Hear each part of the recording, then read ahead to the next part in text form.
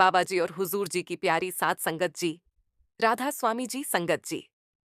बीते दिन 25 दिसंबर को दिल्ली में ऐसा माहौल बना कि हर किसी के होश उड़ गए। कहा जा रहा है कि वहां कुछ परिस्थितियां इस कदर बिगड़ गईं कि बाबा जी बेहद असंतुष्ट हो गए और बिना देर किए दिल्ली से लौटकर सीधे डेरा ब्यास वापस जाने का निर्णय लिया। बाबा जी ने स्पष्ट कहा कि अब दिल्ली में कोई सवाल जवाब नहीं होंगे। इस एक फैसले ने वहां की कमेटी को भी भारी असहजता और शर्मिंदगी का सामना करवाया। आखिर ऐसा क्या हुआ? कौन सी बात बाबा जी को इस हद तक खिन्न कर गई? यही सब हम आपको विस्तार से बताने जा रहे हैं। संगत जी, इससे पहले भी परसों यानी 24 दिसंबर की शाम को माहौल कुछ ऐसा ही बना था, जब बाबा जी बहुत नाराज हो गए और पैदल दर्शन देते टाइम बीच में से ही मुड़ गए। ये दोनों घटनाएं आपस में जुड़ी हुई महसूस होती हैं और इसलिए इन्हें आपसे साझा करना बेहद जरूरी है। 24 दिसंबर की सुबह करीब 11 बजे बाबा जी डेरा ब्यास से दिल्ली की ओर रवाना हुए। फ्लाइट से लगभग 1 घंटे में वे दिल्ली पहुंच गए। वहां पहुंचते ही सबसे पहले बाबा जी ने पूसा रोड सेंटर पर दर्शन दिए। ये दिल्ली का एक पुराना, ऐतिहासिक और रूहानी स्थान है, जिसे हुजूर महाराज जी के समय से विशेष महत्व प्राप्त है। शाम करीब 4 बजे जब बाबा जी संगत को दर्शन दे रहे थे, तो लोगों की संख्या लगातार बढ़ती चली गई। भीड़ इतनी ज्यादा हो गई कि सेंटर का प्रबंध संभालना मुश्किल पड़ गया। स्थिति को देखते हुए गेट समय से पहले ही बंद करने पड़े, लेकिन इसके बावजूद रश कम नहीं हुआ। अंदर बैठी बीवियां अचानक घबरा गईं और माहौल में हलचल और अफरा तफरी फैलने लगी। इस सब के चलते जहां से बाबा जी को आगे बढ़कर दर्शन देने थे, वहीं माहौल बिगड़ गया। परिणाम स्वरूप बाबा जी मुड़ गए और आगे दर्शन किए बिना ही वापस लौट गए। ऐसा पहली बार हुआ। जब बाबा जी संगत को अनुशासन में ना, परसों की इस घटना के बाद रात में बाबा जी का एक निजी कार्यक्रम था। एक विवाह समारोह में जाना था। जैसा आपको पता ही है, बाबा जी कभी कभी निजी व्यक्तिगत कारणों से भी जाते रहते हैं और यह बाबा जी की कृपा होती है कि निजी कारणों से किसी शहर में जाने के बावजूद संगत को दर्शन देते हैं। लेकिन फिर भी संगत अगर अनुशासन तोड़ दे तो बाबा जी का नाराज होना बिल्कुल ठीक है। परसों शाम के बाद रात को फिर से वही घटना घटी। जब बाबा जी उस शादी समारोह में गए तो वहां भी कुछ लोग पहुंच गए, जो बिल्कुल अनुचित था। ये व्यवहार सही नहीं माना जाता और इसी कारण से परसों रात भी बाबा जी ने नाराजगी जाहिर की। परसों शाम दर्शनों के टाइम जब भीड़ में बैठी बहनें उठकर खड़ी होने लगीं और माहौल अव्यवस्थित होने लगा, वहां भी बाबा जी का मन खिन्न हो गया। फिर भी बाबा जी ने 25 दिसंबर को दिल्ली की संगत को एक और अवसर दिया, लेकिन यह मौका भी संभल ना पाया और स्थिति वहीं रही, जिसके कारण बाबा जी का मन फिर दुखी हो गया। जैसा कि आप जानते हैं, हर गुरुवार को सत्संग होता है। तो कल 25 दिसंबर को बाबा जी ने संगत को एक मौका और दिया और पूसा रोड पर सवाल जवाब कार्यक्रम रखा। लेकिन हद तो तब हो गई जब फिर से संगत ने अनुशासन तोड़ा और बाबा जी बिना सवाल जवाब के ही चले गए। बाबा जी की कुर्सी लग चुकी थी, मंच का इंतजाम पूरा था, माइक तैयार थे और सारी तैयारी हो चुकी थी। लेकिन जैसे ही संगत की भीड़ बढ़ी, अनुशासन पूरी तरह टूट गया। अफरा तफरी, आवाजें, हलचल का माहौल बन गया और बाबा जी के चेहरों पर निराशा साफ झलकने लगी। बाबा जी ने वहीं उसी समय कह दिया, मैं आज सवाल जवाब नहीं करूंगा। करीब 45 मिनट का सत्संग हुआ और उसके तुरंत बाद बाबा जी बाहर आ गए। फिर भी बाबा जी ने संगत पर कृपा करते हुए सेंटर से निकलते समय पैदल चलते हुए दर्शन दिए और फिर अपनी गाड़ी में बैठकर सीधे डेरा व्यास के लिए रवाना हो गए। करीब निर्धारित समय पर बाबा जी डेरा पहुंच भी चुके थे। बाबा जी की नाराजगी देखकर आज पूसा रोड की कमेटी के सदस्य भी बहुत दुखी नजर आए, जिनके ऊपर व्यवस्था की जिम्मेदारी थी। उनका चेहरा उतर गया, लेकिन सेवादार भी इसमें क्या कर सकते हैं? अगर संगत ही साथ ना दे तो संगत हजारों में थी और सेवादार गिनती के, तो अब यह तो संगत को सोचना चाहिए था कि अनुशासन ना तोड़ा जाए। बाबा जी तो खुश मन से दर्शन देने आए थे, लेकिन संगत के अनुशासन की कमी ने पूरी बात बिगाड़ दी। बाबा जी के जाते ही बहुत से लोगों की आंखों में पश्चाताप था। कई रो पड़े, कई चुपचाप अफसोस में खड़े रहे। क्योंकि बात साफ है, बाबा जी हमें प्यार देने आते हैं, खुशियां देने आते हैं। पर हम कभी-कभी ऐसे काम कर देते हैं जिनसे वह प्यार पाने के बजाय उनकी नाराजगी अपने हिस्से में ले आते हैं। कहा जा रहा था कि कल पूसा रोड के बाद बाबा जी भाटी भी आने वाले थे, लेकिन पूसा रोड की स्थिति देखकर उन्होंने स्पष्ट शब्दों में कहा, मैं अब सीधे डेरा वापस जा रहा हूं, भाटी नहीं जाऊंगा। यही छोटी छोटी बातें हमें अपने सद्गुरु से दूर कर देती हैं, जबकि हमारा उद्देश्य तो उनसे निकटता, कृपा और प्रसन्नता प्राप्त करना होता है। वह बातें जिन्हें बाबा जी हमें बार बार करने से रोकते हैं, हम वहीं दोहराते रहते हैं। इसीलिए आज यह बात भी याद दिलाई जा रही है कि पहले भी एक प्रश्नोत्तर का वीडियो वायरल हुआ था, जिसमें बाबा जी स्वयं कहते हैं, जब मैं किसी विवाह में या किसी व्यक्तिगत कार्य पर जाता हूं, तो तुम मेरे पीछे क्यों भागते हो? यह उचित नहीं है। बाबा जी अक्सर हमें समझाते हैं कि ऊपर वाले की मर्जी से पहले कुछ भी अपने दम पर हासिल नहीं होता। हम जितना चाहे कोशिश कर लें, दरवाजे खटखटा लें, हाथ फैला लें, पर अगर मालिक की तरफ से हाँ ना हो, तो हमें कुछ भी नसीब नहीं होता। जब तक देने का आदेश वहां से न उतरे, तब तक हमारी सारी भागदौड़ सिर्फ कोशिश भर रह जाती है। सवाल यह नहीं कि वह देता नहीं, असली बात यह है कि वह तभी देता है जब समय, भाग्य और हमारी अंदरूनी तैयारी एक जगह आ जाए। इसीलिए यह समझ लेना जरूरी है कि उसकी रजा के बिना कुछ भी लेना संभव नहीं। हम खुशियों की तलाश में जाते हैं, आनंद पाने की उम्मीद में पहुंचते हैं, लेकिन अगर अंत में खाली हाथ लौटना पड़े, तो हमें रुककर सोचना चाहिए, कमी कहाँ थी वहां, या हमारे भीतर। इसी भाव को संत पलटू साहिब ने बड़ी सहजता से कहा था, देने वाले के यहाँ कमी नहीं, लेने वाला ही दुर्लभ है। उसकी तरफ से अनुकंपा हमेशा बरस रही है, लेकिन हम उसे ग्रहण करने के लायक कब बनते हैं, ये सवाल हमें अपने भीतर पूछना है। जब उनकी तरफ से कोई टोक, कोई झिड़की या नाराजगी मिलती है, तो हम तुरंत रोना शुरू कर देते हैं, शिकायतें करने लगते हैं। लेकिन सच तो यह है कि कसौटी हमारी होती है, सुधार हमारे हिस्से का होता है। संगत जी, अब हम आपको हुजूर जी के कार्यक्रम की जानकारी देने जा रहे हैं। कल 25 दिसंबर फिलीपींस के मनीला शहर में हुजूर जी ने दर्शन दिए, प्रश्नोत्तर किए, पैदल चलकर संगत को दर्शन दिए और लगभग आधे घंटे का सत्संग भी किया। खुले दर्शन हुए, संगत बेहद प्रसन्न हुई और माहौल बहुत प्रेमपूर्ण रहा। वहीं एक विदेशी व्यक्ति ने सवाल किया, हुजूर जी, आप बाबा जी को यहाँ क्यों नहीं लाए? इस पर हुजूर जी ने बड़े नम्र स्वर में कहा, बाबा जी हमारे गुरु हैं और मैं वही करता हूं जो उनका आदेश होता है। मैं उनको कहीं नहीं ले जा सकता, बल्कि वह मुझे अपने साथ लेकर चलते हैं। फिर किसी ने पूछा, मैंने नाम एक ऐसे संत से लिया है जो इस समय जेल में है, क्या मेरी भक्ति स्वीकार होगी? हुजूर जी ने उत्तर दिया, भक्ति तो मालिक की करनी होती है, विश्वास मालिक पर रखकर आगे बढ़ना होता है। जब तक भरोसा प्रभु पर नहीं, तब तक कोई भी साधना पूर्ण नहीं होती, चाहे नाम कहीं से भी लिया हो। यानी वास्तविक साधना उसका नाम लेने से नहीं, उसे मानने से शुरू होती है।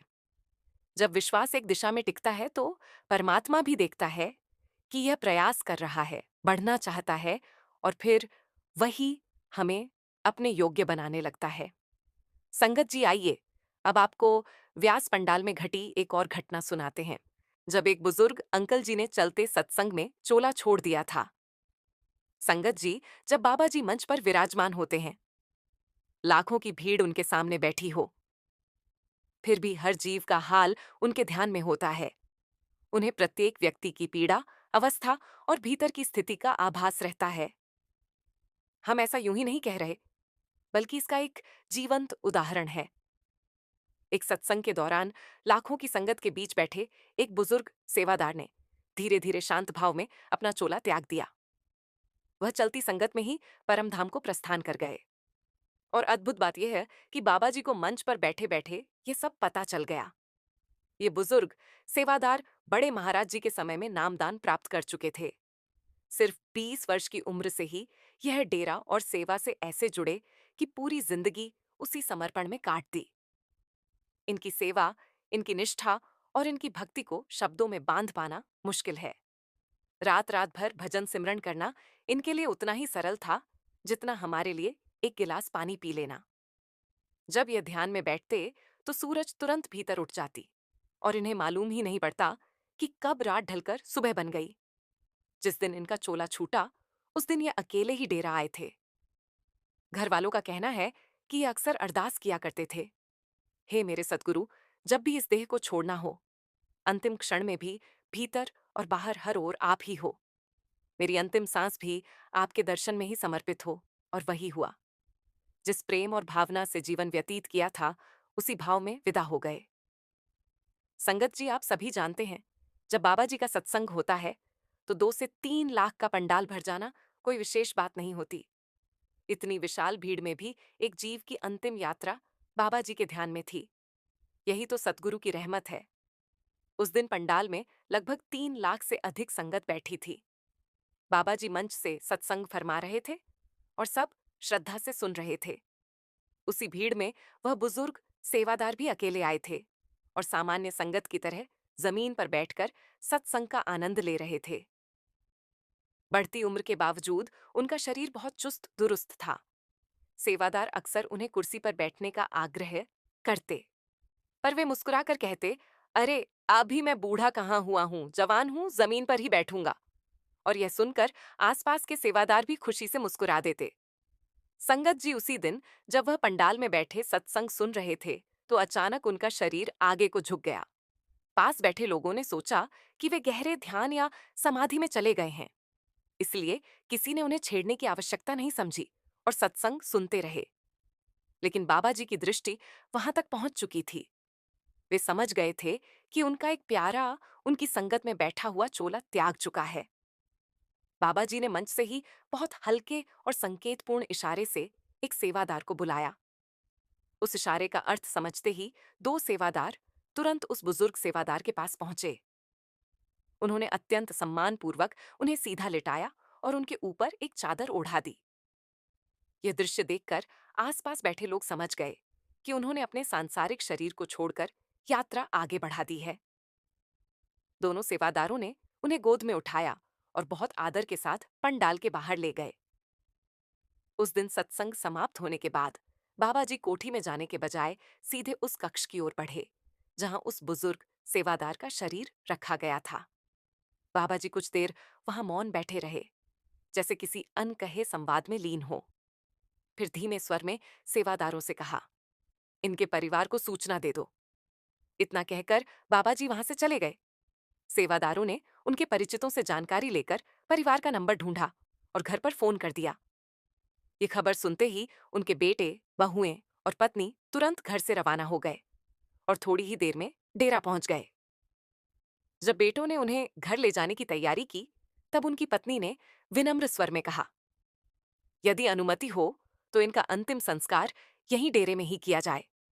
अनुमति मिल गई और वह अंतिम संस्कार भी यहीं डेरास में संपन्न किया गया। संगत जी, ऐसी विदाई कौन नहीं चाहेगा। गुरु की मौजूदगी में सत्संग सुनते सुनते या सेवा करते हुए देह त्याग देना कोई साधारण भाग्य नहीं। यह बहुत ऊंचे कर्मों का फल है। हर किसी को ऐसा अवसर नहीं मिलता।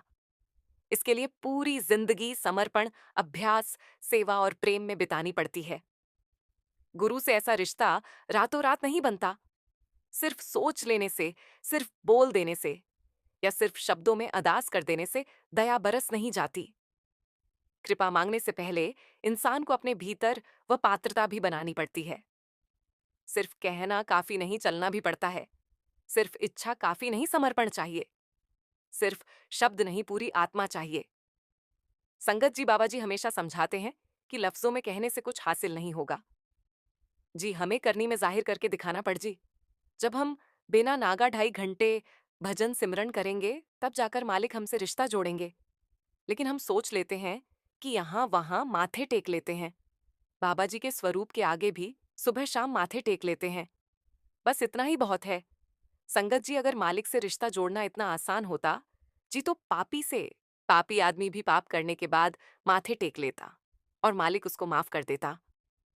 लेकिन साथ संगत जी, ऐसा होता नहीं। कर्मों को तभी खत्म किया जा सकता है जब मालिक की भक्ति भजन सिमरन के रूप में की गई हो। दूसरा कोई और रास्ता नहीं होता। संगत जी, अब हम आपको आपके अपने YouTube चैनल सतगुरु शब्दरास पर डेरा ब्यास की एक ऐसी सच्ची घटना सुनाने जा रहे हैं जो ये समझाने के लिए काफी है कि सतगुरु की छत्रछाया में भी कर्म अपना हिसाब मांगते हैं, लेकिन उनकी कृपा उस हिसाब को सहने की ताकत बन जाती है। ये घटना उस समय की है जब सेवा में लगे एक सेवादार को ब्यास में काम करते हुए एक काला कोबरा सांप ने काट लिया था। कहते हैं ना, इस संसार में कुछ भी यूं ही नहीं होता। अगर जरा सा मच्छर भी शरीर को चुभ जाए तो उसके पीछे भी कोई पुराना हिसाब, कोई अधूरी कड़ी या किसी जन्म का छोटा सा बकाया छुपा होता है। जब कोई व्यक्ति, कोई जीव या कोई परिस्थिति हमें पीड़ा पहुंचाती है तो अक्सर उसके पीछे वही पुरानी लेन देन की पुकार होती है, जिसका अंत इस जन्म में होकर रहना होता है। लेकिन फर्क तब आता है जब इंसान गुरु की शरण पकड़ लेता है। कर्म तो वहीं रहते हैं, अपना बोझ तो उतारना ही पड़ता है, लेकिन तब सफर की कठिनाई बदल जाती है। गुरु अपनी रहमत से मन को धैर्य देते हैं, शरीर को हिम्मत देते हैं और आत्मा में सहनशीलता भर देते हैं। जो संकट आम इंसान को तोड़ दे, वही संकट उनकी कृपा में ढला हुआ इंसान कहीं ज्यादा शांत होकर झेल लेता है। और कई बार तो ऐसा भी होता है कि अपने प्रेम में गुरु अपने बचपन जैसी संगत का कष्ट खुद अपने ऊपर ले लेते हैं, जैसे कोई पिता अपने बच्चे के हिस्से का दर्द खुद झेल ले। इसी भावना को समझाने के लिए आज की इस वीडियो में हम एक सच्चा प्रसंग साझा कर रहे हैं। एक 19 साल के युवक का, जो डेरे में सेवा कर रहा था और जिसे एक जहरीले सांप ने डस लिया, और उस नाजुक पल पर बाबा जी की प्रतिक्रिया क्या थी, उन्होंने कैसी कृपा की और उस बच्चे के लिए कैसे खड़े हुए, ये सब आज हम आपको क्रमवार सुनाने वाले हैं। किस प्रकार उन्होंने व्यवस्था संभाली और कैसे उसी घटना के बाद बाबा जी को तेज बुखार चढ़ गया। यह 19 वर्ष का एकमात्र बेटा अपने माता पिता के साथ डब वाली शहर से सेवा के उद्देश्य से डेरा पहुंचा था। वहां इसकी ड्यूटी अन्य नौजवान सेवादारों के साथ खेतों में लगी थी, जहां आलू की फसल निकालनी थी। उन्हें बोरियों में भरना था और फिर पूरी को गोदाम तक पहुंचाना था। लड़का बाकी युवाओं के साथ खेत में आलू की खुदाई कर रहा था। कुछ सेवादार फसल में से आलू चुन रहे थे और उन्हें बोरियों में भर रहे थे। सब कुछ सामान्य चल रहा था कि अचानक इस लड़के को हाथ पर किसी चीज ने दर्द के साथ काट लिया। उसने चौंक कर अपना हाथ देखा, लेकिन उसे समझ नहीं आया कि यह निशान किस चीज का है। लेकिन जो साथी उसके साथ सेवा कर रहे थे, उन्होंने जैसे ही उस निशान पर नजर डाली, वे घबरा गए, क्योंकि वे तुरंत पहचान गए कि ये किसी जहरीले सांप के दांतों के निशान हैं। ये खबर सुनते ही माहौल एकदम बदल गया। सभी डर गए और तुरंत उसे खेत से बाहर ले आए। और संगत जी, यहां वही गलती होने लगी जो अक्सर हम में से बहुत लोग कर बैठते हैं। एक सेवादार ने तुरंत लड़के की कलाई पर बहुत जोर से रुमाल बांध दिया, मानो खून का बहाव रोकने से झर रुक जाएगा। दूसरे सेवादार पानी लेकर दौड़ पड़े कि शायद उसे पिला देने से राहत मिल जाए। इस उलझन में करीब 10 मिनट बर्बाद हो गए, जो ऐसे समय में बेहद कीमती होते हैं। तभी एक समझदार सेवादार वहां पहुंचा। उसे बताया गया कि लड़के को सांप ने काट लिया है। उसने बिना एक क्षण गंवाए, बिना अतिरिक्त बहस किए तुरंत कार्रवाई की। लड़के को उठाया और सीधे डेरे के अस्पताल की ओर भाग खड़ा हुआ। अस्पताल पहुंचते पहुंचते और लगभग 10 मिनट लग गए। इस तरह सांप के डसने से लेकर अस्पताल तक पहुंचने में कुल मिलाकर करीब 25 से 26 मिनट लग गए। बीत चुके थे और इतने समय में जहर अपने काम पर लग चुका था। लड़के को तेज घबराहट शुरू हो गई, सांस लेने में कठिनाई होने लगी और उसके सीने में जोर जोर से दर्द उठने लगा। डॉक्टरों ने बिना समय गवाए इलाज शुरू किया, पर तब तक जहर शरीर में काफी फैल चुका था और लड़का बेहोशी में जा चुका था। डॉक्टरों ने एंटी पॉइजन के इंजेक्शन लगाए और हर संभव प्रयास शुरू कर दिया। उधर जब उसके माता पिता को यह खबर पहुंची तो वे तुरंत अपनी सेवा छोड़कर अस्पताल भागे। अपने इकलौते बेटे को बेहोश देखकर दोनों के पैरों तले जमीन खिसक गई। डॉक्टर ने गंभीर आवाज में कहा, हम पूरी कोशिश कर रहे हैं, पर अभी कुछ कह पाना मुश्किल है। सांप बेहद जहरीला था और अस्पताल लाने में देरी भी हो गई है। ये सुनते ही मां फूट फूट कर रो पड़ी और कांपती आवाज में बार बार बाबा जी को याद करने लगी। हुजूर, मेरे बच्चे को बचा लीजिए, दया कर दीजिए। संगत जी, ये बात किसी से छिपी नहीं कि जब बाबा जी के घर उनकी संगत पर कोई विपत्ति आती है तो बाबा जी कैसे चुप रह सकते हैं। वह उस समय कोठी में बैठे थे, पर अपनी दया भरी दृष्टि में उन्हें सब कुछ साफ दिखाई दे रहा था। बिना अस्पताल गए, बिना किसी के बताए, उनके ध्यान में यह पूरी स्थिति प्रकट हो चुकी थी कि वहां क्या संघर्ष चल रहा है और लड़के की हालत कितनी नाजुक है। बाबा जी ने एक सेवादार को बुलाया और शांत स्वर में कहा, मुझे अस्पताल जाकर मरीजों को देखना है, गाड़ी तैयार करवा दो। चंद मिनटों में वाहन तैयार कर दिया गया और बाबा जी अस्पताल के लिए रवाना हो गए। इधर अस्पताल में वह मां अपने बेटे के पास बैठी अनवरत रो रही थी। उसके होठों पर एक ही पुकार थी, बाबा जी मेरे बच्चे को बचा लो। कुछ ही देर में बाबा जी अस्पताल पहुंचे। जैसे ही माता पिता ने बाबा जी को देखा, वे भागते हुए आए और रोते रोते बोले, बाबा जी अब यह बच्चा आपका है, आप ही निर्णय कीजिए। मैं अपने बेटे को ठीक हुए बिना अस्पताल से बाहर नहीं जाऊंगी। बाबा जी ने बड़ी करुणा से कहा, बेटा चिंता मत कर, मालिक पर भरोसा रखो। ये उसके पिछले कर्मों का हिसाब है। शायद सांप के साथ कोई पुराना लेन देन रहा होगा जो आज पूरा हो गया। इसके बाद बाबा जी लड़के के पास गए। वह निर्जीव सा बेहोश पड़ा था। बाबा जी ने बड़े स्नेह से उसका वह हाथ अपने हाथों में लिया जहां सांप ने काटा था। निशान को देखते हुए बाबा जी बोले, तू बेकार ही घबरा रही है, तेरे बच्चे को कुछ नहीं हुआ, यह सोया है, बस अभी उठ जाएगा।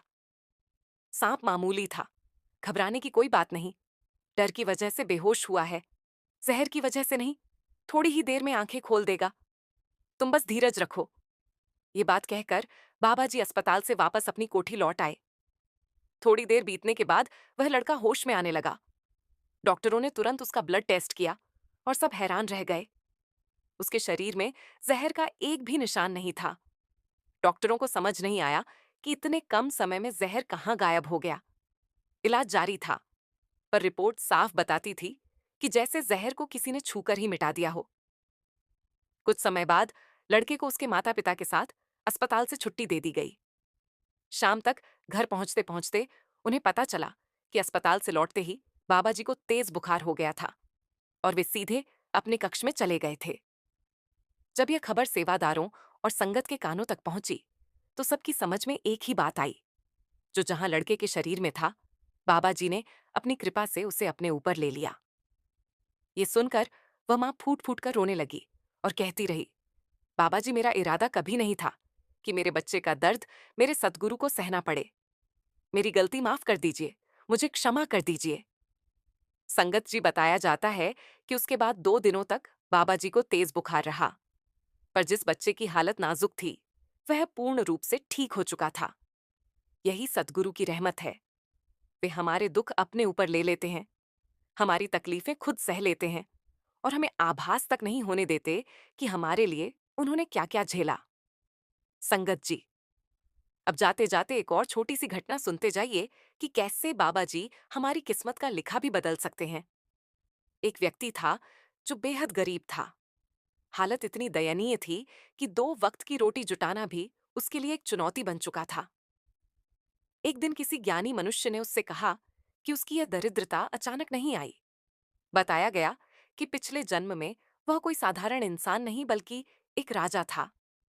ऐसा राजा जिसने अपनी प्रजा पर अत्याचार किए, जमीनों पर कब्जा किया, भारी कर लगाकर लोगों को दबाया और उन्हीं पैसों से अपना खजाना भर लिया। लेकिन जब मृत्यु आई तो वह सब वैभव वहीं छूट गया। इस जन्म की गरीबी दरअसल उसके उन्हीं कर्मों का प्रतिफल थी, एक बकाया हिसाब जिसे उसे हर हाल में चुकाना था। उस विद्वान ने कहा, जिसके भाग्य में सुख लिखा हो उसे सुख ही मिलेगा और जिसके हिस्से में दुख हो उसे दुख भोगना ही पड़ेगा। ईश्वर का लिखा खुद ईश्वर भी नहीं मिटाते। ये सुनकर वह गरीब इंसान टूट सा गया। उसे लगा कि अब उसका पूरा जीवन ऐसे ही बीतने वाला है। पिछले जन्म के पापों की सजा भुगतते हुए एक दिन भूख से बेहाल वह यूं ही गलियों में भटक रहा था कि उसकी नजर एक राधा स्वामी सत्संग घर पर पड़ी। वहां लंगर चल रहा था, लोग प्रेम से खाना खा रहे थे। भूख के मारे वह भी भीतर चला गया। भोजन के साथ साथ सामने पंडाल में सत्संग भी चल रहा था। कुछ पंक्तियां उसके कानों में पड़ी और जैसे दिल को पकड़ लिया। उससे शब्दों में एक सुकून, एक अपनापन महसूस हुआ। अगले दिन फिर गया और फिर हर रोज धीरे धीरे वह सत्संग में दिल लगाकर बैठने लगा और सेंटर में सेवा भी करने लगा। समय बीतता गया और जैसे जैसे उसका मन सेवा और सत्संग में रमने लगा, परिस्थितियां भी बदलने लगी। उसकी गुजारिश मंजूर हुई, उसे नामदान भी दिया गया। मानो किस्मत की दिशा ही बदल गई। आर्थिक स्थिति सुधरने लगी। जो जीवन एक समय अंधेरों में डूबा हुआ था, वही अब धीरे धीरे उजाले की तरफ चल पड़ा। कुछ समय बाद एक सत्संग में उसने बाबा जी से विनम्रता से प्रश्न करने की अनुमति मांगी। बाबा जी मुस्कुराए और बोले, पूछो, जो दिल में है। उसने हाथ जोड़कर कहा, बाबा जी, आपने कई बार समझाया है कि हर इंसान को वही मिलता है जो उसकी किस्मत में लिखा है ना। एक क्षण पहले, ना बाद में, ना उससे कम, ना ज्यादा सुखद गरीबी समृद्धि सब अपने हिसाब से आते हैं। अगर सब पहले से तय है, तो फिर मेरे साथ ऐसा क्या हुआ कि मेरी गरीबी मिट गई? आपने मेरा समय कैसे बदल दिया? मेरा भाग्य कैसे पलट गया? बाबा जी ने उसकी बात सुनी, हल्की सी मुस्कान के साथ सिर हिलाया और पास खड़े एक सेवादार को बुलाया। उन्होंने कहा, बेटा, जरा एक कोरा कागज ले आओ और साथ में एक मोहर और स्याही भी। कुछ ही देर में सब चीजें ले आए। बाबा जी ने मोहर उठाई और बिना स्याही लगाए उसे कागज पर दबाकर उस सत्संगी को दिखाया। बाबा जी ने पूछा, देखो, इस पर जो अक्षर हैं, ये उल्टे नजर आ रहे हैं या सीधे? सत्संगी ने कागज देखा और बोला, बाबा जी, ये तो उल्टे दिख रहे हैं। बाबा जी ने कुछ नहीं कहा। उन्होंने मोहर को स्याही में डुबोया और उसी कोरे कागज पर जोर से छाप दी। निशान उभर कर सामने आया, इस बार साफ, सीधा और स्पष्ट। बाबा जी ने फिर पूछा, अब बताओ, अक्षर कैसे हैं, उल्टे या सीधे? सत्संगी ने हैरानी से कहा, बाबा जी, अब तो अक्षर बिल्कुल सीधे हैं, जैसे सही दिशा में आ गए हों। बाबा जी मुस्कुराए और बोले, यही तो समझाना था। जब मोहर में अक्षर उल्टे थे, वे कागज पर आकर सीधे हो गए। ठीक इसी तरह किसी इंसान का भाग्य चाहे कितना उलझा हुआ, टेढ़ा मेढ़ा और बिगड़ा हुआ क्यों ना हो, जब उसके जीवन में सद्गुरु प्रवेश करते हैं, तो वही उलट किस्मत सीधी होने लगती है। जिस तरह स्याही की छाप ने दिशा ठीक कर दी, वैसे ही सद्गुरु की कृपा इंसान की दिशा बदल देती है। सत्संगी अभी भी स्तब्ध था। उसने कहा, बाबा जी, कृपा करके इसे और खुलकर समझाइए। तब बाबा जी ने गंभीरता और प्रेम के साथ कहा, बेटा, दुनिया का नियम है, कर्मों का फल हर किसी को पाना पड़ता है। भाग्य लिखा तो ब्रह्मा ने है, लेकिन परिवर्तन की शक्ति संतों को दी गई है। जब ब्रह्मा जी ने वेद लिखे थे, तो रचना पूरी होने के बाद कुछ स्याही बच गई थी। वे उलझन में भगवान के पास गए और पूछा, प्रभु, इस बचे हुए भाग का क्या करूं? भगवान ने कहा, इसे संतों को दे दो, क्योंकि मैंने लोगों की किस्मत उनके कर्मों के अनुसार लिख दी है। अब चाहूं तो भी इसे बदल नहीं सकता, पर एक सच्चा संत, एक पूर्ण सतगुरु चाहे तो मेरा लिखा हुआ भी बदल सकता है। फिर बाबा जी ने अंतिम पंक्ति बड़े ठहराव के साथ कही, अगर जीवन में सदगुरु का हाथ मिल जाए, तो वही उलट भाग्य भी सीधा हो सकता है। बस शर्त यह है कि इंसान सच्चे मन से शरण में आए और भरोसा ना टूटने दे।